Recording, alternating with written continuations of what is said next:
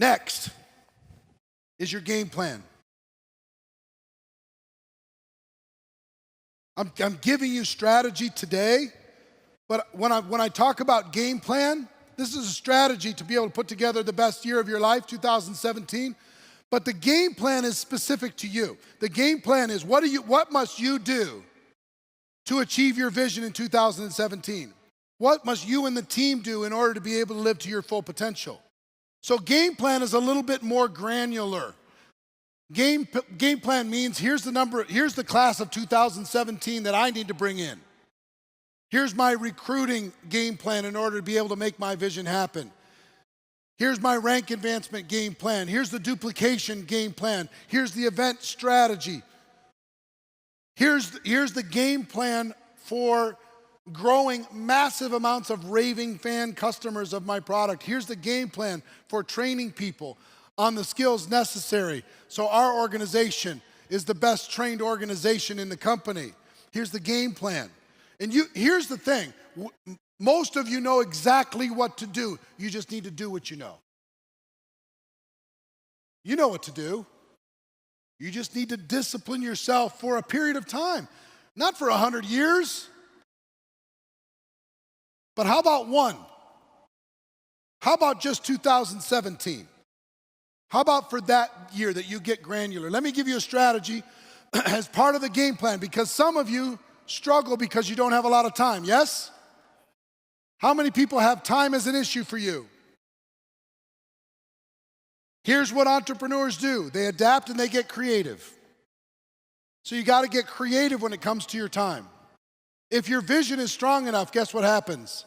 Time all of a sudden shows up when your vision's strong enough. When your vision's weak, time is always your enemy. When your vision's strong, time is always your friend. So if you're creative, your vision is strong. What a lot of part-time people do in order to be able to implement their game plan more effectively is they learn that they can build their business in 15-minute blocks. You might not have 3 hours, but you can take 15 minutes and you can make a few calls. You can take 15 minutes there and you can make 10 text messages to be able to invite some people. You could take 15 minutes and share your product, couldn't you? You could take 15 minutes and follow up. If you're working 10 hours a week and you're focused, your vision is clear, your game plan is strong, 10 hours a week is 40 15-minute blocks. 40 times a week you can consciously take an action that'll move you in a positive direction. 40 times a week in just 10 hours. You could decide to never eat alone. Every time you go to lunch, you don't have to sit with the same people every single day. Maybe you meet with somebody and share your story and tell them your vision. Maybe you follow up. When you're in the car, you don't need to listen to the news. You don't need to listen to you don't need to know the lyrics to every song in the top 40. You just don't. You just don't. During that period of time, you can either be, please don't text, but you can either be talking to somebody, following up with somebody, or turning that time into Drive Time University to fill you up and listening to things that'll feed your mind and cause you to think bigger thoughts for your life. It's not about the resources, it's about being resourceful. It's about deciding that you're going to figure out a way to make this happen. So whether it's taking 15-minute blocks, whether it's deciding, if you're resourceful, if your reasons are strong enough, I'm here to tell you, you can find a way. Let's say you don't have 2 hours every day. You have 1 day a week. I hear it all the time. People say, oh, you don't understand. I'm a single parent. Well, you don't understand. I work 70 hours a week. You don't understand. I've got 3 jobs. You don't understand. I raise a family and I have a job and I have this and I have that. You don't understand. Sorry. You don't get it. Yes, I do. I've been there. Here's what I will tell you. If your reasons are strong enough, you're going to be fine. It's going to take care of itself. But here's the thing. Let's say you only have 1 day a week. Let's say you just have a Saturday. That's all you got. The other 6 days are absolutely cooked. You can't even think. You just have that 1 day. What could you do in 1 day? What if you decided to do one presentation every 30 minutes for 14 hours that day?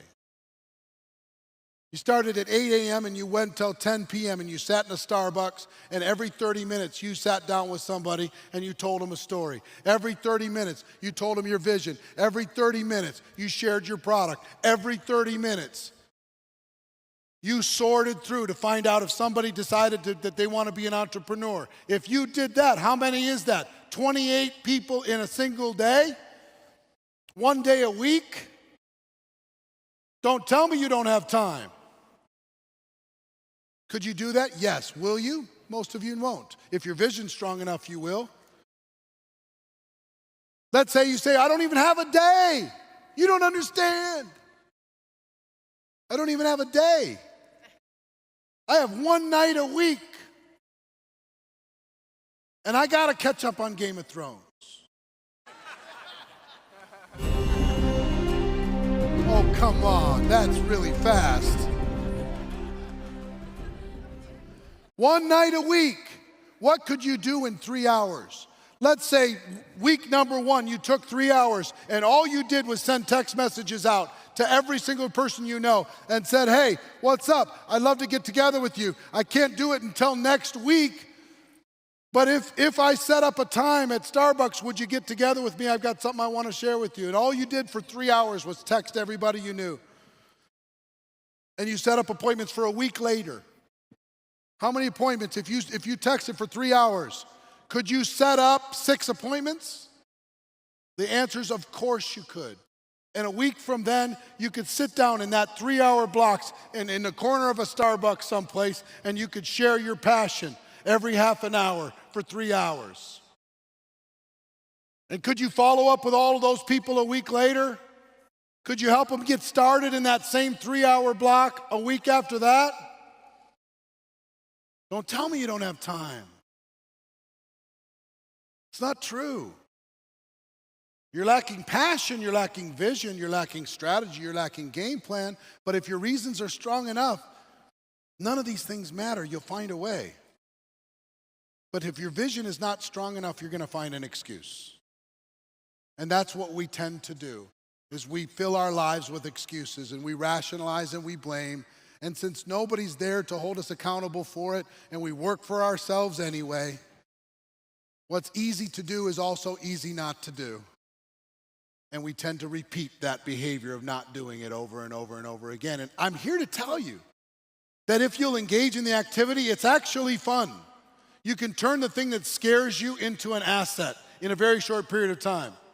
And what I would do, what Tony told me that he did, we talked the other night before he did his Thursday night after the presentation. You know what he did with his fears? He used some interesting language. He said, I attacked my fears. I made a list of my fears and I attacked them one by one by one by one by one. If you're afraid of presenting, do 100 presentations.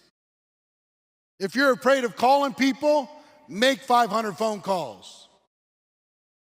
If you're afraid of any part of our business, decide that you're not going to let that limiting belief own you, and you're going to just beat it into submission. Now understand, it might not come natural. It still might be work. One of the biggest mistakes people make.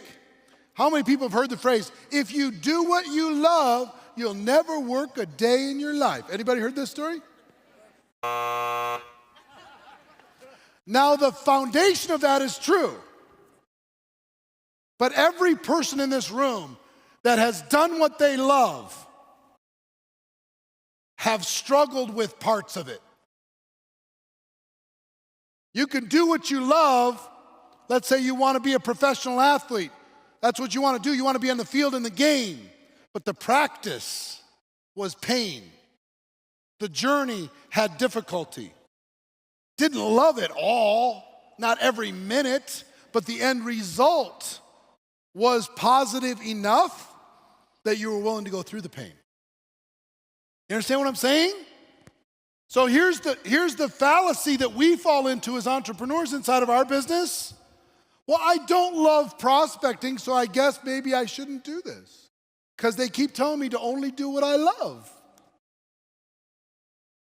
I don't like making calls. I don't like meeting strangers. I don't like presenting in front of people. So since I don't like that, well, maybe I should just do something else. Because they keep telling me I got to do what I love, and if I. So you don't have to love every single bit of it. I'm an introverted person by nature. People who know me are I have my neighbors here that are looking up at me going, what the heck is going on? We went to Bora Bora together. They don't know this side of my world. They're very confused right now. They'll tell you it's true. I'm an introverted person by nature. So prospecting, talking to people to grow my business, taking a stranger and turning him into a friend was painful and hard and slow for me. It's a slow process for me. I'm a slow burn.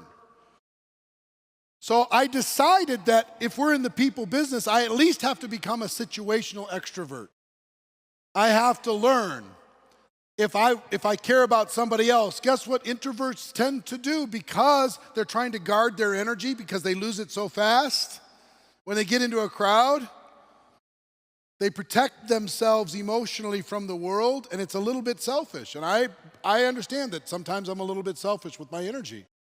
And if I want to be a gift to the world, I'm working on. Tony blew my mind a couple months ago. We sat down. He absolutely hurt my head. I'm not kidding. We sat down in a conversation right before I did an interview with him to talk about this event. He said, one day I decided that this guy that's up on stage, I'm going to bring that guy home with me. And I went, what? Because that's my experience with him. I mean, whether it's 1 a.m, doesn't matter. He is just filled with life and passion and joy and exuberance and energy. I'm not. By Sunday, I'm going to be almost in a coma, just so you understand.